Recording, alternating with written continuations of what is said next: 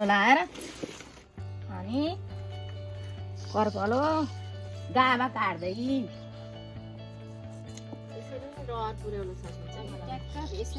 कार्टुनमा gamma लाएर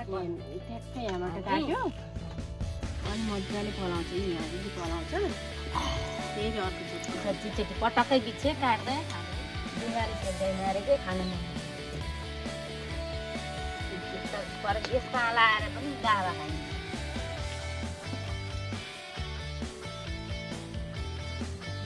त्यसैले भेटफुल लाग्छ